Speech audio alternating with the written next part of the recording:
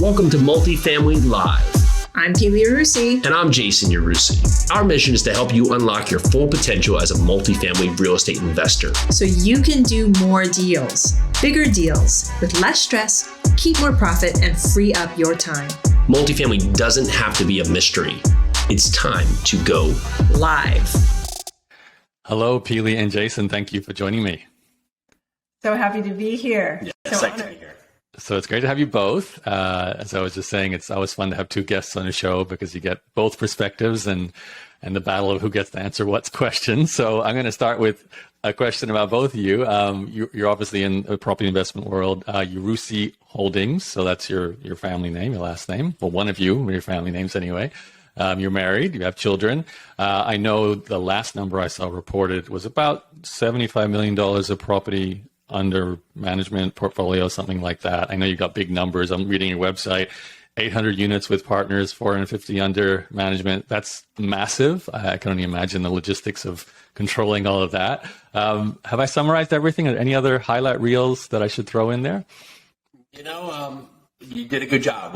That's been there's plus and minus thing going on there. We've had two acquisitions. We have another one coming up, and we sold two properties. So, but in realm, that's part of the flow, right? So we're going to have that constant inflows and outflows as properties as we continue to go here. Typically, there's a cycle between 3 to 7 years on which we hold properties, and so we really focus on one acquisition per quarter, and that's what really our game plan is, and our actions lead us where it may not in line that we get a deal a quarter, but usually for the year, on the scope of the year, it falls out that we'll find about 4 opportunities that will come upon us. Okay. How do you two divide up the work? Like, is one of you a specialist at one side and another specialist at the other? So we actually get asked this question a lot. We let's start with everything that happened like in 2020. So when 2020 happened, we have both had these conversations, like what part of the bus do we sit on? So when something big happens, and this has nothing to do with me being the mom and Jason being the dad or male or female, but he went totally business and I went totally family.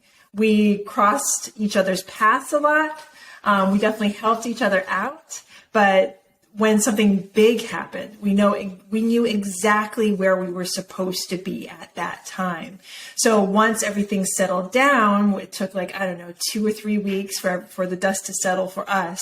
We started going back into our, I guess you could call it, regularly scheduled program. So usually I take more of the speaking to investors side. I'm part of more of the investor relations, whereas Jason. Yeah, so Pili's really investor relations, branding, really captures on that side a lot of the social media aspects, and then I'll follow suit with asset management, working on leads, acquiring leads, putting together the repositioning plan. And so that's a good dividing factor for us, and gives us good attention where we can both really parlay our strengths.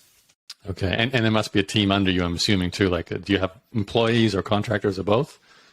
We have one employee. What we do here is we employ third parties for the property. So we buy a large property, and in each area we'll have set team members, internal and external, that we'll work with. And within these team members, so your externals are going to be your brokers, your bankers, your property managers, right? Your internals are going to be your asset managers and your assistants, your underwriters, who may in fact be us or also our employee. And then past that, we will have now other partners who we may partner with, not always, whether they bring us the deal or they bring some kind of value to the deal, who will be part of each deal, because each deal is its own separate entity. We do single asset entities for each one. So each one will be its own LLC. And so the structure, although understandable, will be slightly different the way each deal is packaged. Okay. So I know, as a person listening to this, you hear numbers like 800 properties. It doesn't sound like even possible to only have one employee. Even if you have partners and everything, it just seems like there'd be so many pieces. And I'm sure when you guys started, if we go back in time, I don't know if you ever thought maybe as a vision 800, but you were not thinking, next week we're going to have 100 properties under management. There's kind of a graduation process to work your way up to that. Do you mind if we go back in time? I don't know who to start with here. Maybe we can go back before you even knew each other, before you were in property. I know, Jason, you've got an entrepreneurial background. Pili, I'm not sure. I know from a previous podcast. There was a bit of an acting history in here, heading to Hollywood. So maybe we can go back. First of all, where were you both born? We can start there. So I was born in Hilo, Hawaii. Lovely. And Westfield, New Jersey. So yeah, we're both opposite sides of the world, right there, opposite sides of the U.S. And I Pili, of course, the actor's side, but you also did Hello Barely. Yes, I had a berry farm at one point. Okay. I was always busy. I went to college. I got a liberal studies degree because I didn't know what I wanted to do. There was all these things I wanted to do. I was always working on jobs. I've been a librarian. I've been I took a dabble at farming. I was a bartender, waitress for years. I've done so much in my, I feel like I've had so many multiple lifetimes in my one blessed life that it all kind of led up to where we are today. So yeah. So many times you think you have to find that perfect, I need to find that perfect job, that perfect route, that perfect thing. But sometimes the best case scenario, or most times, is that you start doing things that are in front of you to find what you don't want to do, right? And to lead you to where you want to go. Because ultimately we sit in the sideline with trying to not take action until that perfect action comes up, but we usually miss it, right? Because we're not ready, we haven't prepared, we have a point where on the opposite side, you see someone out there just plugging along, doing something and putting their best foot forward in what they're doing, even if it's not their ideal, whether they're pumping gas or, working at McDonald's, but they're putting it all in, knowing this isn't where they want to do, but they're grooming themselves to find where they want to go. On that point, is there a particular job role experience both of you had before you were in real estate that highlighted the part of that task or, aspect of your life that you didn't like? That was a big, aha moment. Can you think of any specific examples? I can think of a ton. I loaded trucks on third shift on freezing docks. And, in my 20s, I've worked in all kinds of restaurants, bars. I worked in construction. I worked in just many capacities, right? But it's not so much like what you don't want to do, but you have takeaways from what you do there, right? You learn lessons and it drives you, whether it comes down to the point of, running big staffs or understanding logistics or noting how negotiations work or understanding complexities of urgency versus actually needing to do, right? And so you look at those and you find where you want to go. However, there's always those points, right? Because most of the time they said, well, if you knew, you get that question, if you knew something, knew this 10 years ago, you're like, what would you tell yourself? And it's, well, it wouldn't have mattered because I wouldn't have been ready. I wouldn't have been prepared to be like, oh, cool, now I'll go. It would just been wasted because the foundation was forming, right? The foundation was being built. And I would have, if not, I would have just been, stacking sticks on the ground here that would have had no base to them. And every time I get that question, what would I tell my 20-year-old self? I would actually tell my 20-year-old self not to listen to me because everything that she went through, whether it's my 15-year-old self, 20-year-old self, 30-year-old self, everything she went through built up the person that I am today. So no matter if I was in a job or in a situation that was not ideal, that situation created me. So I cannot tell that girl, that woman, to do something differently because, chances are I wouldn't have listened because I wouldn't have been ready. And everything she went through, I am the fruit of what she did. So there's that. But is there I was running a berry farm and I realized I hated fruit. So I want to stay away from produce, or, I was packing in freezing temperatures and I want to stay away from cold weather. Was there any moments like that, that really made you change business models in your mindset, I guess, is what I'm saying? I think we go in season. I think when we went out to help my dad with the family construction business, we knew this wasn't our ultimate goal, right? But it's not that we didn't find value in helping my father, excel in the time that it was there, right? So it wasn't the hate. I don't think we go in that light to say that would be the point of the question or the word, but it's like building blocks, right? Yeah. So I'm thinking when we were lifting houses, I was doing a lot of the phone calls, which I didn't like. I actually don't like to make phone calls. I don't like to talk to people I don't know. I'm really good at it though. So I used to make all the phone calls. I used to do all the sales. And Jason, he is incredibly smart. He used to go out there and help out with the blocks. And these are these like heavy, 40, 50 pound blocks to hold these homes up. Was that the best use of his capabilities? No. But the thing is, those building blocks, being able to understand what went into that business has helped us, at least it helped us when we were first getting into real estate. So even those things that and I know you're searching for that thing that we hate or don't like to do, but the funny maybe thing not is hate, but yeah, we tell our children there's nothing to hate about life. Yeah. It's all building blocks. Every failure, Exactly. every success, it's a building block. Yeah. And it goes back like doing the construction work, not the best use of my time, but it builds a certain clarity, right? And so if you stay there forever, then ultimately you've made the decision, right? And most of us find a way to blame everything on others, but we just start taking responsibility, right? So you can control where you want to go if you just start making that decision. And it might not be, we most of the time want something immediately, where, I made a decision, so now I want it, right? But we don't put the time in to see it, right? So we assume that we plant the seed and the next day we're right with all kinds of rewards, right? And then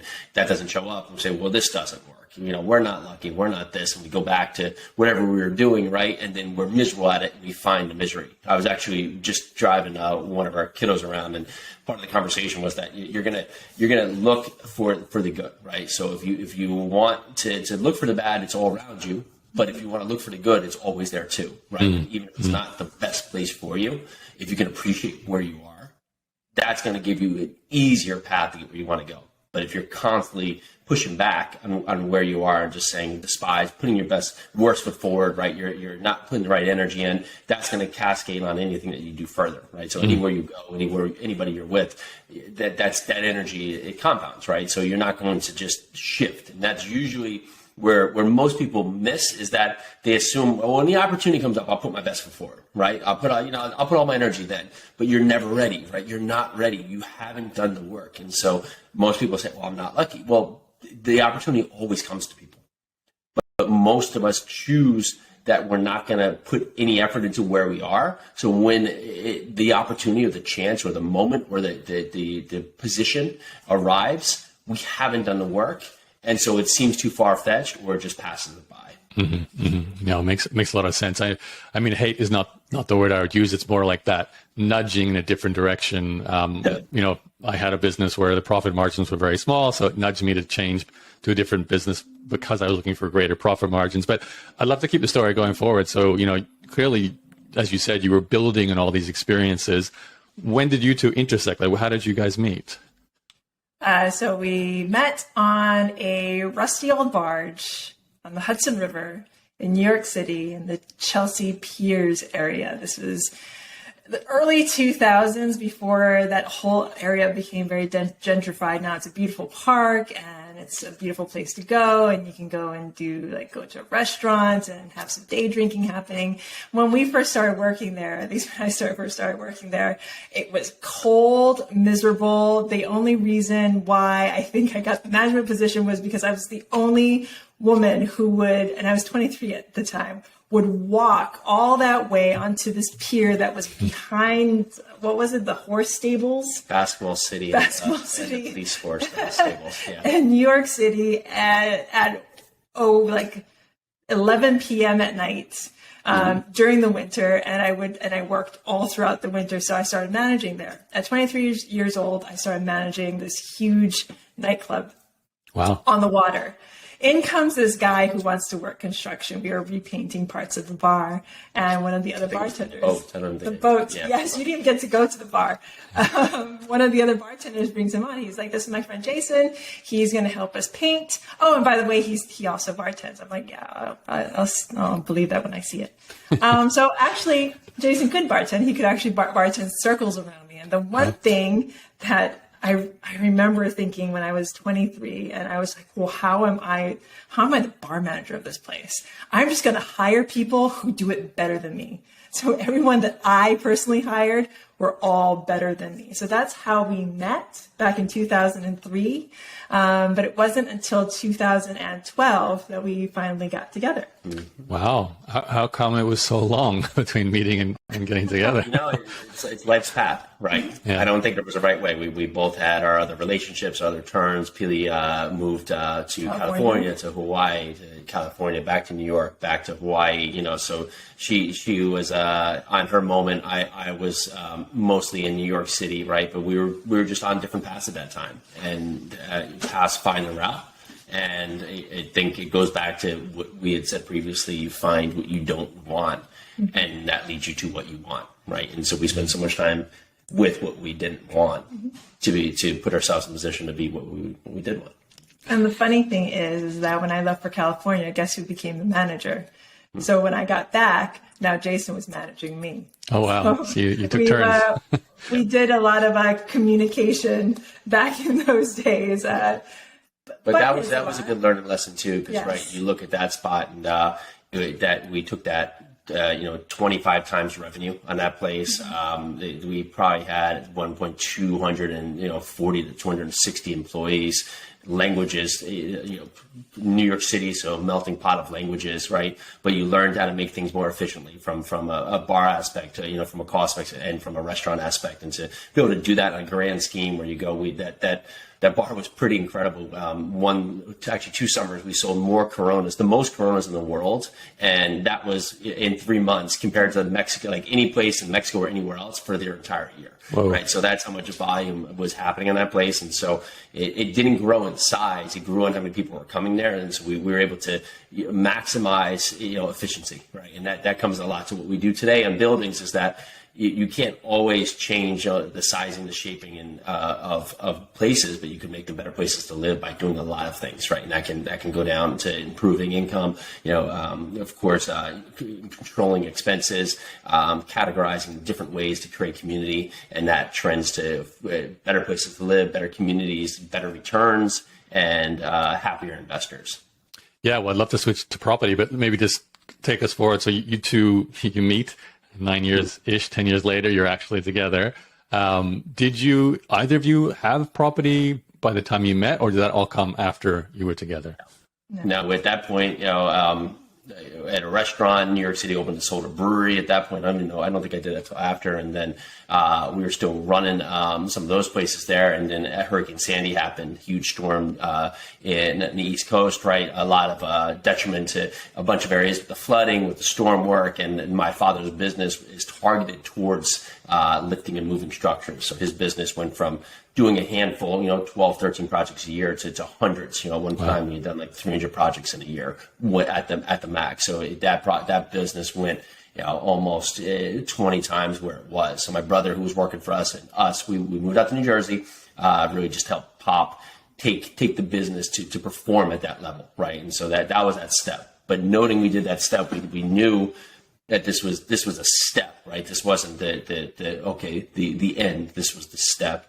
We didn't know where that was leading to us, and so we didn't know that we wanted to be, or at least learn or involve ourselves more in real estate. We thought that was going to be a direction for us. However, we were so busy with the construction side, we were doing so much that all our time was used in construction. So we were pregnant Pili was pregnant with Luke, our first baby there. 2013. Here we are saying, let's get into real estate, and we find our way into, Pili becomes an agent. We start flipping, we start doing wholesales, and we learned is that we were so busy, and now we just added a lot of other active things on top of it. So the lesson learned there was that we found real estate, but we didn't ultimately find our right direction because we were just stacking busy, right? So here's our time, and now our time's going smaller with everything happening, and we're just stacking busier and busier and busier. So we were going further away from our ultimate goal, just to really control our day, control our time, be able to choose what we want to do, when we want to do it, and how we wanted to do it. So that opened up a lot of questions, right? Yeah. Opened up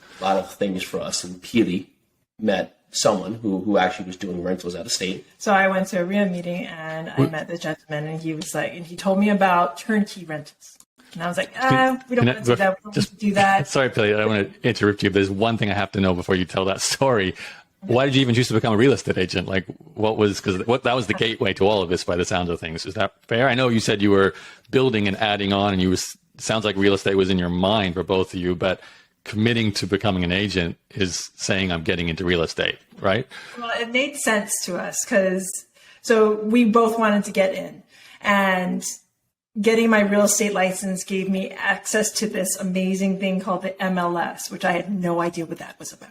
And I look back and I get asked this question a lot, like, could you have done it without getting your license? Can investors get into real estate without getting their real estate license? And I told them yes, but it was great for us, especially when we were flipping and wholesaling, because I had my license. I had access to all the numbers. I had access to the data. I had access to incredible training. And Jason had access to construction numbers. He could dig in on that end. So our education combined allowed us to take those steps forward. So yes, by getting that license, and I was in my first trimester when I took that real estate exam, and I got over 90%. So it just seemed like the next step to take. Like you'd asked previously, like, how did we take that next step? How did one thing launch us into the other thing? So I didn't want to be in the restaurant industry anymore. I mean, we like to tell people we're just two bartenders that got into real estate. I didn't want to bartend anymore. I didn't want to manage restaurants. And New York City's amazing. I certainly didn't want to live there anymore. So we decided to move into New Jersey and take these steps one on top of the other to get to where we are today. Okay. So then you have your license. You've got this great combination of the ability to know construction numbers and access to MLS and understanding real estate. How do you come to the conclusion of what your first investment or deal is going to be? Yeah, well, we actually used what we're doing right now because we were taking houses and lifting them higher so that hopefully they wouldn't flood again, right? And with that becomes a lot of things that FEMA requires to make the house flood resistant, or at least as flood resistant as possible, right? So there's a lot of things, the height, just the area, the space, the way the utilities are performing there. So we did that. So we actually did that and found a house that could be that, but we took it one step further, right? We actually took it one step further, and we actually took a cape, just a single-story house, and we raised it up twice. So it was actually the third story now. Wow. And we built a new first story underneath and then a garage underneath. So we took a house that was on the ground, had no garage, none of that points, added a garage, added in storage, and then doubled the footprint, right? So we added value that way. The one thing that we learned to start doing these projects, New Jersey is not a So we found a house, and when we did this, we decided we were going to add the value by just really duplicating the footprint and just adding the square footage, right? Because the one thing about New Jersey is it's a very expensive state to operate, right? So everything costs more. Trades are going to cost more, things are going to cost more, taxes are going to cost more. However, you can get a lot more per square foot, right, than maybe you could some other areas. But what we couldn't really envision here was that the timelines with flips, a lot of things is really just being able to be efficient and cut down your timelines. However, what we were running up to in a lot of our projects, we were just doing the construction side of it, is there's a lot of things that become out of your control.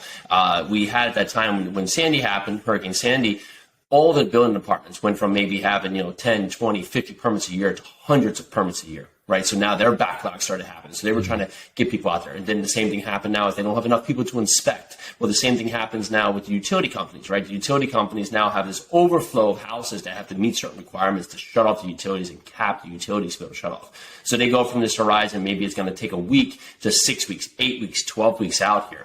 So we lost control of the timeline of our projects here. And then we went from a project that the first project was going to be a really profitable deal into making some money, but nowhere near it, because the project went to take like 10 months, right? When it's supposed to be like a 5-6 month project, because of all these variables where we no longer were in control, right? And that usually to the point here where we've learned that most of life is controlling what you can control, and so you can really focus on the timeline of what you can't control.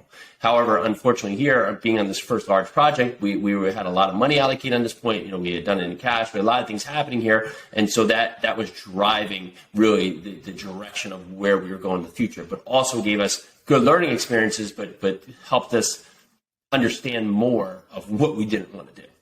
Which was these long, extended projects. I mean, we actually did end up doing a bunch of them because they were actually fun to do. I mean, we got to add so much value, and we had this dream. One of our our value propositions was to raise communities one house at a time. And it took in our house raising capabilities, and we really wanted to just change up the neighborhoods that had gotten flood ravaged. But these projects were taking so long to do. So finally we started to do easier flips, and then we got into wholesaling, which was a whole nother ball game. Okay. I love the sort of the metaphor there of raising up the property to raise up the community. That's fantastic. Wholesaling is obviously a subject that even I remember when I first was interested in property investing, I was like, wholesale, what does that even mean? Like, I know I can buy e-commerce products at wholesale and then sell them at retail, but I never thought of, you can't buy a house at wholesale. There's not like an Alibaba for houses or something like that. And I also want to tie this in too with the question around viability as a business to support your lifestyle, because it sounds like you two had left the bartending, left New York. I don't know how much your family with your father, Jason, how much that business was maybe still supporting you, because you guys are your family, you're growing, you've got children now, so you have to sort of balance what you're making from these flips potentially with what other income streams you had. And it sounds like you were kind of, like you said, busy, so you're adding more things on top of it. So the decision to go wholesale, was that also because maybe you're looking for a more consistent income stream? Is that accurate too? I don't know if we've ever needed a consistent income stream. I think one part for us is that I'm always in the assumption I can make more money.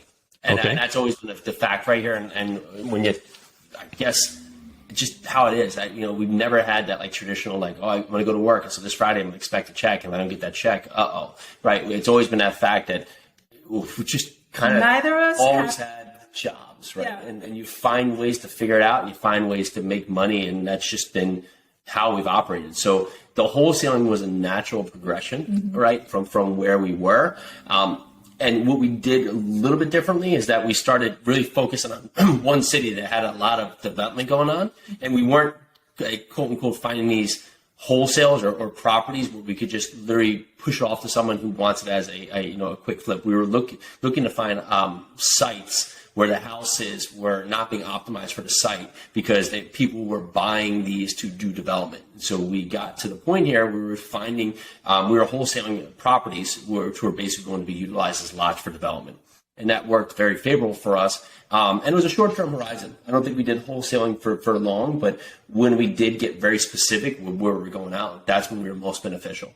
But I don't think we like that. I don't know if I like that. I loved being able to help sellers because somebody that's going to wholesale or that's going to sell their property to us, we were very, very transparent. As a real estate agent, I had to disclose everything as my fiduciary duty. So I disclosed everything. I'd let them know what we're going to do, that there was going to be an end buyer. And a lot of these people just needed out of their properties. And they would come to us because our customer service is like second to none, because we would go in there, we would help them out, anything they needed, we would try to provide any services they needed, we would try to provide.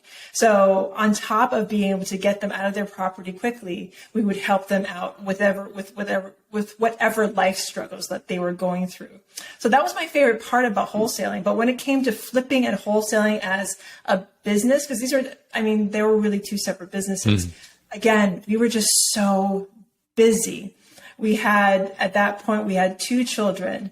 We were going out every day looking for properties. We were still in the construction company. We were just starting to get into this thing called multifamily.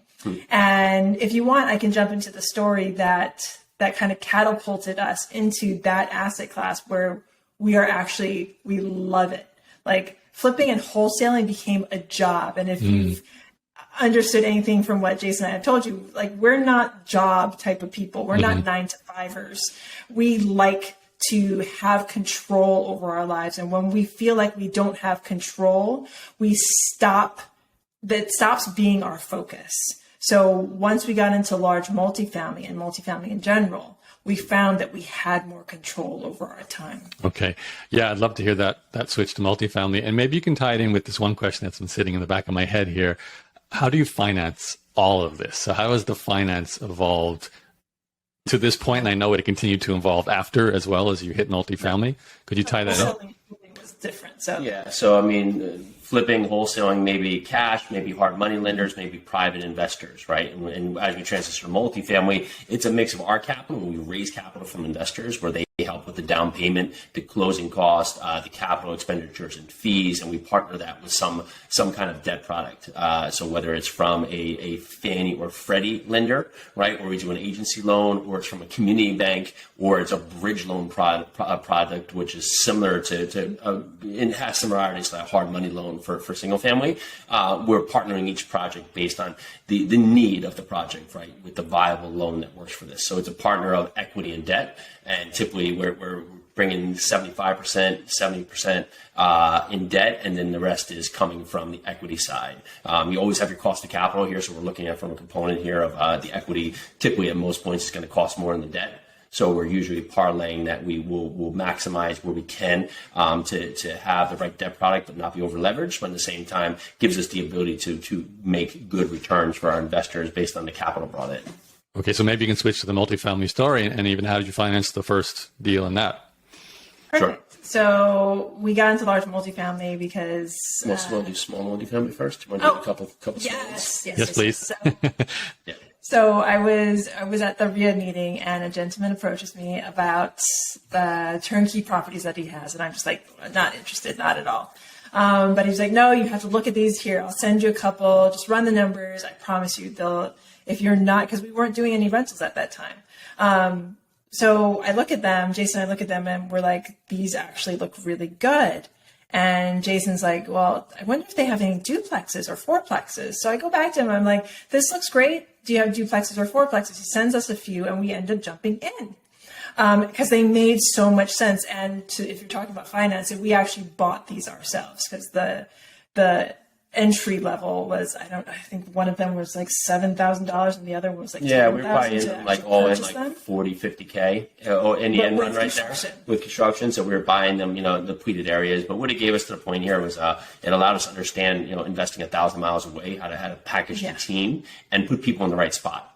Because what we're finding in New Jersey is what happens in New Jersey is you're close to all your projects, so you can become the bottleneck, or you can become the person who says, I can do everything better, I can do it quicker, I can do it cheaper, or any one of those combinations, right? When you start getting back to the premise like we were at the bars, that you look at this and collectively you can't do it yourself, but how can you empower other people to do it well so we can all benefit, right? Because when we say like, yeah, I could do it better, maybe potentially I could, probably not. But if I could, right, well, I'm taking a job away from someone who could probably do it just at least some level of proficiency, close to me or better, and then I can be focusing on big things. So right now, if we're not in our large multifamily business focusing on leads and focusing on money, there's no business, right? So if I'm here, focusing on you fill in the blank, and it's not one of those 2 points here, then I'm taking a role away from somebody else who that's a good role for them to be in that position. And I'm not focusing on the core components that keep driving the business forward. So it allowed us to basically put the hammer down.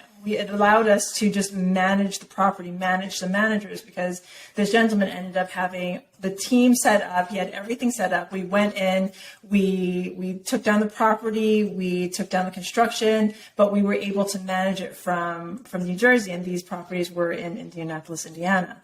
So that happens, and all of a sudden the world blows open, because now we know that investing out of state is possible. Now we know investing in rentals out of state is possible.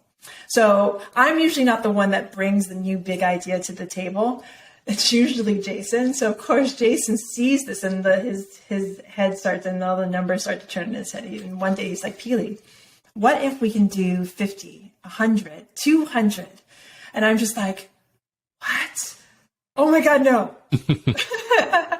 And I like, all of a sudden these numbers scare me, because I'm like, that just seems like so out of reach. And I couldn't see that far, but Jason could see it. So he led us on this path of education to get to where we are today. And we were able to take down that first 94 unit in Louisville, Kentucky within 8 months. Do you mind just, because I know I'm getting a little lost with the numbers, before you said even with those first multifamilies, you were talking 8,000-9,000 plus construction cost.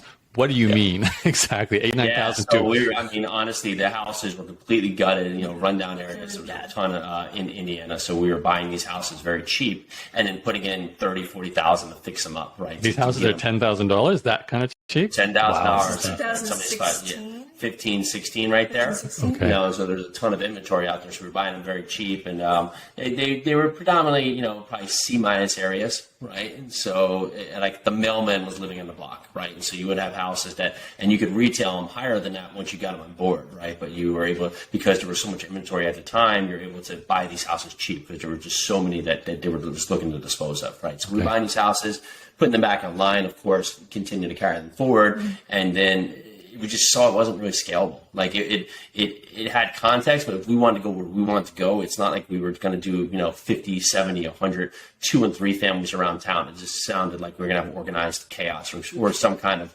chaos to try and control that. However, if you do get back to the fact here of buying a large property, now it's all under one house, right? And so you look at these buildings, a 2-unit, if one vacant unit, now you're 50% occupied. A 100-unit, one vacant, 99% occupied, right? And so any small changes, if I go in there and do something to save water in the 2-unit, it's not going to move the needle that far. Although we've done that on a 100-unit and the savings increase values hundreds of thousands of dollars because we're doing things that just move the lever just slightly. But when you compound it over such a big building, right? So it becomes much more favorable. The banks like it more too because there's less risk on them, right? So you have a lot more tenants that can potentially pay the rent. There's a lot of different ways that you could win with large multifamily, and it becomes a commercial property. It becomes a property that's not specifically targeted at us. So they're not looking at us from the banking side. They're looking at us to make sure we're not bad actors, but it's really focused on the property to say, is this property a business that the business plan could be viable to improve the operations and, of course, pay the debt. Okay. And in my mind, though, there's a big jump between buying a $10,000 rundown house, putting $30,000 in to renovate it. I'm assuming you were putting in a tenant and it was cash flowing, small numbers because we're starting from a small base, but to jumping to a 94-unit complex where you're, running an entire little village basically with tenants and maintenance and construction and so on. Did you make that jump from that small to that big, or were there steps in between?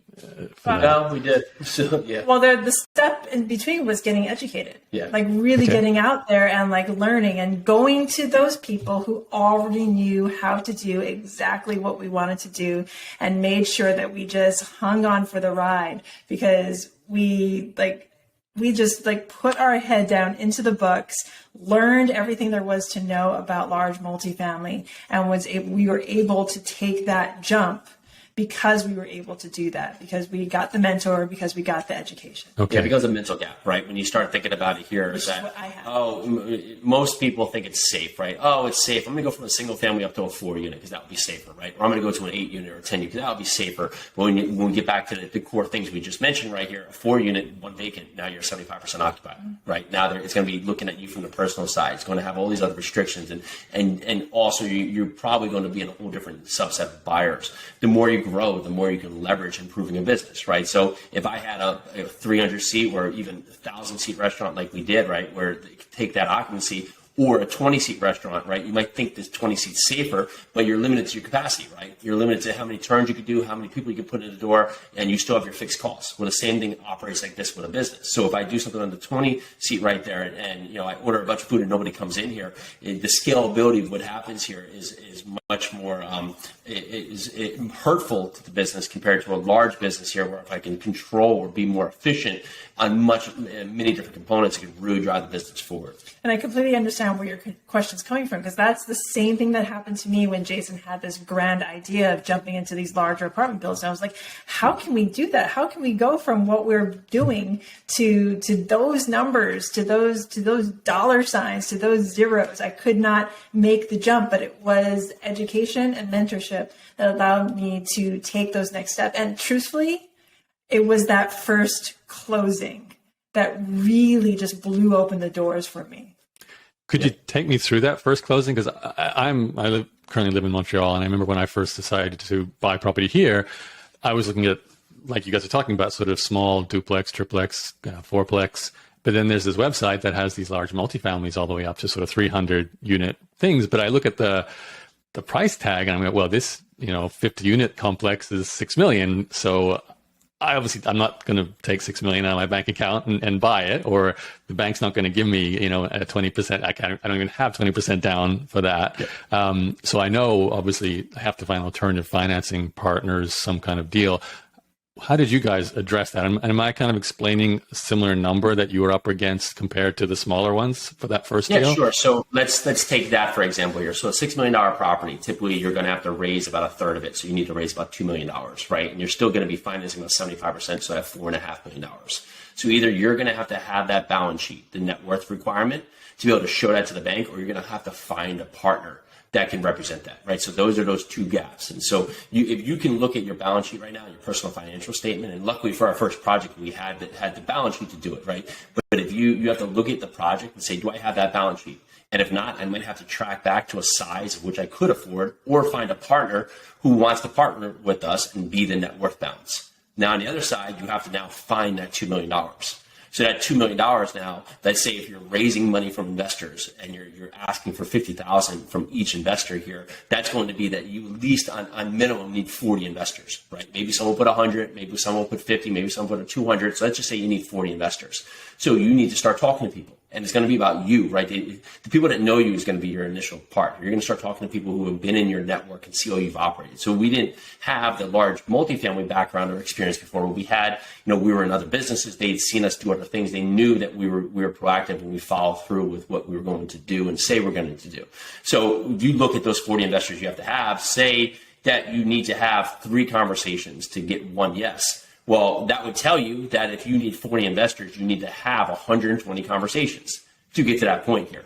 So you start building out your return. And when you think of that like that, it makes it easy, because I hear it all the time. I don't know who to ask. Well, you just start explaining to people what you're doing, and there's going to be people that you did not expect who are looking for this, because with any real estate project, there could be a lot of rewards, right? Well, multifamily is usually, and even during COVID, it was the darling of COVID because it has so many different ways you can win. You can win with forced depreciation. You can win with depreciation, tax advantages. And now some of these things are not going to translate the same way to Canada, but they have similar components, right? Then you get debt pay down and you get cash flow, right? So you look at these points here. That's easily 5 ways in portfolio diversification if someone's just all in the stock market, right? Now 6 ways that you can win with multifamily.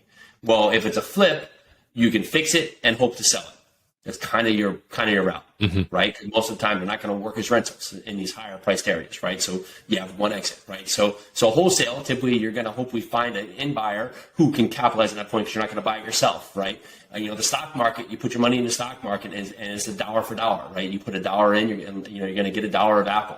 Right here, I could equitably put 20 cents in or 25 cents in and get that share of Apple, but it's real estate, right? So your money can go a lot farther. So when you start breaking this down and make it approachable, it doesn't make it the top of Mount Vesuvius. It makes it to the point here where, okay, I just have to figure out, what kind of boots to put on here. And then let me figure out the next question, and make it actionable.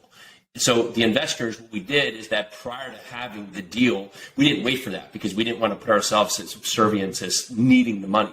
We went out and started explaining to everybody what we were going to do to generate the interest, to get people involved, to be specific with what we were looking for, where we wanted to go after. And we were building this stable of investors who were giving us the affirmation that they were going to be interested, right? It wasn't like, here's your money, because we weren't asking for it at the time. We didn't know where the project was going to come from. And it took us 6, 7, 8 months to find that first project. But when we did, we had clarity with enough conversations to understand that we could raise, I think we had raised $800,000 in the first one, that we had already felt that we could raise that money. So when we went back to that, we just went back to the investors who had already said, yeah, I'd be interested in putting in, $25 or $50 or $75,000, and just said, remember we were talking about, we were looking for this kind of avatar property. Well, here's the property. We're ready to go. Are you still interested?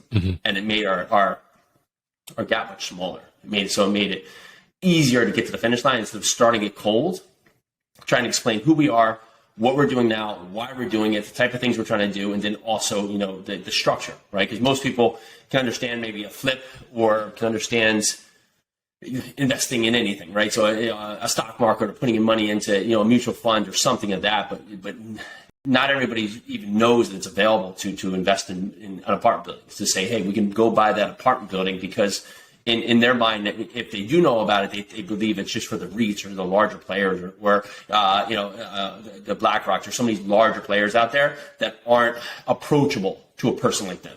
So we can say that we can do this, right? By pooling money together from like-kind people, that we can achieve the same results. That's also another mental hurdle that the investor has to understand to take forward. So if we go to like today, is it a case of what you just described as your typical formula? Like you two are out there looking for that avatar, that ideal multifamily property. You find one, and then now you have a syndicate, basically, of people who are all ready when you present a deal to them that they're going to put in some amount of money to own a percentage of this deal. And then you either eventually sell it, like you said, and then distribute the profits, or I'm assuming there might be some cash flow if it's a revenue producing profit. Is that kind of in summary, like what is the big strategy for you guys now in terms of how you run the business today? Yeah, sure. We do look for value add opportunities. Typically, these are each their own syndication. So we partner each one with a holding period. So 5 to 7 years, we're going to hold the property. We look to come into a property that's underperforming, whether it's on the building side or the property side or the management side. Typically, it's a combination of both, right? And so from that, and then from that context, we look to put in a proper practices that can improve the operations and, of course, improve the revenues and improve the cash flows and returns. So and we partner that by bringing those investors in, and we look to, of course, meet the business plan and then exit in the timeline that we talked about earlier. Okay. So as a snapshot today, and this is kind of like a question I was curious about in terms of you guys and how you're generating, like, how do you decide to take out your own money from this project? Do you just take the capital from one? Because it sounds like you could forever just take capital from one, put in the next, but you have to, feed the kids. You have to pay, live somewhere and medical, all those sorts of things. So how do you draw money from a business yourself? Especially because you must be always tempted to put it into the next project too, right? Like, how do you balance that? Yeah, they're great deals. So we like to invest side by our investors. Yeah. That's part of the philosophy. However, we have, for packaging and finding the deal, we do get fees, right? So we get an acquisition fee coming off the front end. We get an asset management fee for, of course, the operation of the project here. And then we'll get a split of cash flow. Right. And so at some point here, whether we sell and get our investment back, where that can go into it, or we refinance and pull that capital out, we do have other cash flows and other fees that come out of the project for preparing and partnering and, of course, doing the plan for the investors. Okay. So yes, to answer your question, we do. And we try our best to invest in every single deal that we have. The only times we haven't invested is that if we are oversubscribed. Yeah. We would rather provide the opportunity to our investors that want to get into our deals than to just hold the space for ourselves. Yeah, if we haven't put out that we would be invested, if it does come to context where we have so many investors, which happens frequently, we raise sometimes in a day, we'll get these raised where we won't put the capital in because we'd rather have more people be able to seek the opportunity. And they're not all syndicates. We actually closed one the other day here where the investor came in and wanted to be the sole partner. So he put in the sole capital for the project. That was fun. Yeah. One person to deal with, probably a little slightly easier on the logistics. Maybe last question for you two, or maybe second last. We'll see.